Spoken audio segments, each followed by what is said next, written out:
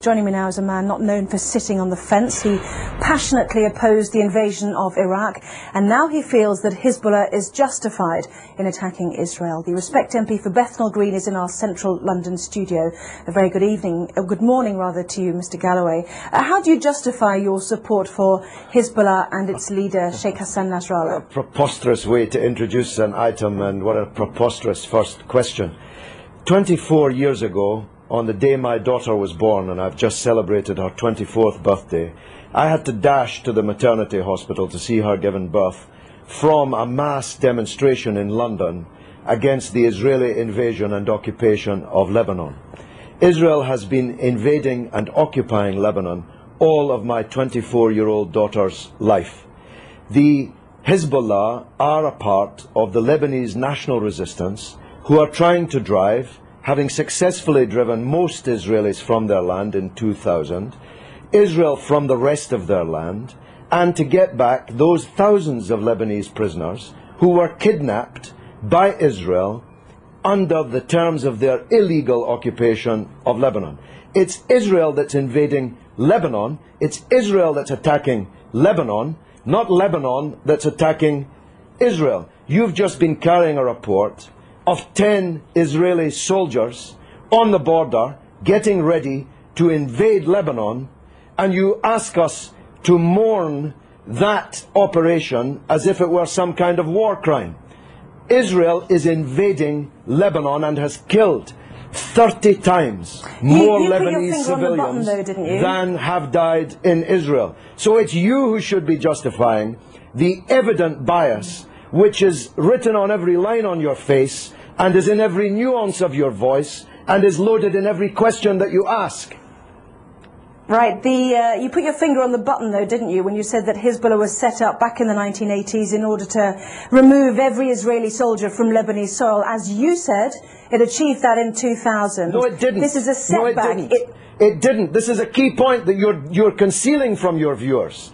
Israel was forced out of most of the south of Lebanon in 2000. It still occupies a part of Lebanon since 2000. The Shebaa Farms area, which is subject to this latest UN draft resolution. Thousands of Lebanese prisoners have been kidnapped by Israel. Hezbollah I spoke just a moment ago to the Israeli Foreign Ministry spokesman who said that the 3 Lebanese who have been captured, perhaps you'd like to use that word, have been before a judge and been through a court of law. Oh, please, have a slightly longer memory than 4 weeks. I'm talking about the thousands of prisoners taken during the 18 years of Israeli occupation, illegal occupation of South Lebanon. These are the prisoners that have to be released in exchange for the Israeli soldiers that were captured at the beginning of this wave of the crisis.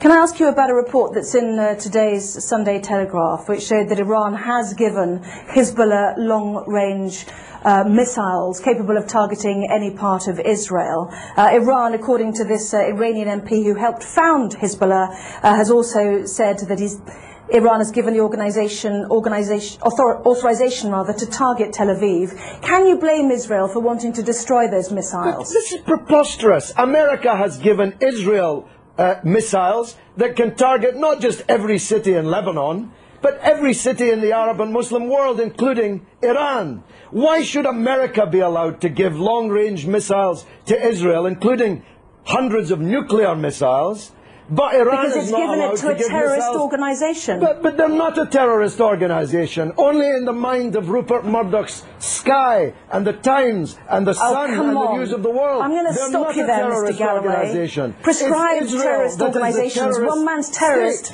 is another man's freedom fighter. We know that perfectly well. In most people's eyes, they are deemed to be. They had a choice, didn't they? Let's understand this. They had a choice, like the IRA, to take on politics. Listen, Anna. I'm saying they had a choice to absorb the idea of politics. They've got 2 Hezbollah cabinet ministers. Anna, one man's terrorist is another man's freedom fighter. You are totally wrong in saying that in most people's eyes, Hezbollah are terrorists. In most people's eyes, Israel is a terrorist state.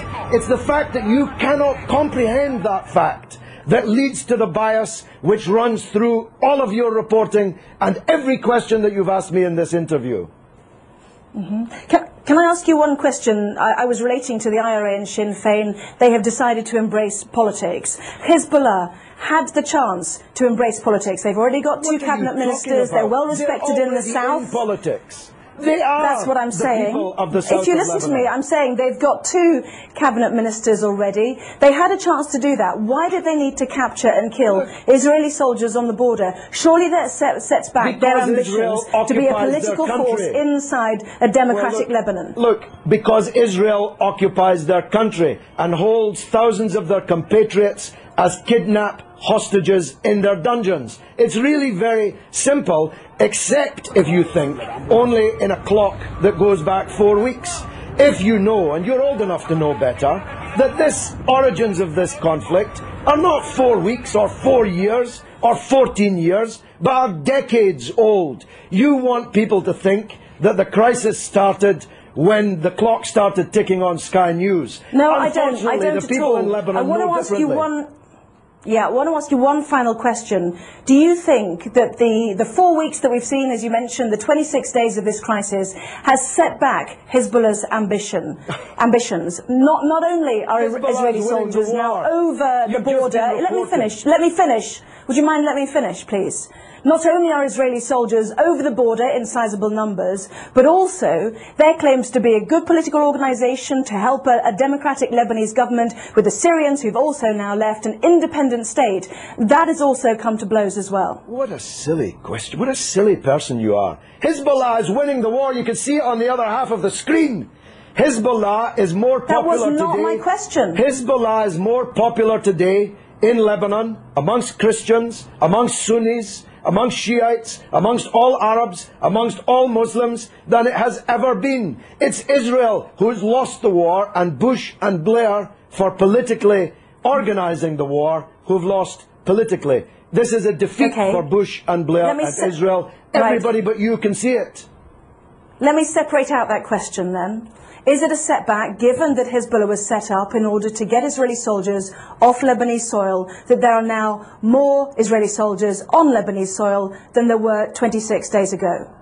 Well, they seem to be getting a bloody good hiding on the other half of the screen that I'm watching. Maybe you can't see it, but I'm watching them getting a bloody good hiding in the war. So if that's a success, I'm not sure what a failure would look like. The reality is that this conflict will go on. The United Nations resolution solves nothing, gives Lebanon nothing, gives the prisoners in Israeli dungeons nothing, and as Anne Clewid, my erstwhile colleague, was just saying, Israel has just kidnapped even more Palestinian politicians, cabinet ministers, members of parliament, and thousands of others held in Israeli dungeons, and this war will continue until the overall settlement is reached. That settlement must mean Israeli withdrawal from all occupied territory that it currently holds since the war in 1967, the release of all political prisoners, and a state for the Palestinians with East Jerusalem as its capital. No justice, no peace. You're not going out of business as a newscaster in Jerusalem anytime soon, believe me. Well, as usual, you have prompted a huge email response, both for and against you, Mr. Galloway, so we'll leave it there. I have to say that some people might find it offensive when more families are mourning their dead to hear you say that it was a bloody good hiding. So you don't give a damn. You don't even know about the Palestinian families. You don't even know that they exist. Tell me the name of one member of the 7 members of the same family slaughtered on the beach in Gaza by an Israeli warship. You don't even know their name, but you know the name of every Israeli soldier who's been taken prisoner in this conflict, because you believe, whether you know it or not, that Israeli blood is more valuable than the blood of Lebanese or Palestinians. That's the truth, and the discerning of your viewers already know it.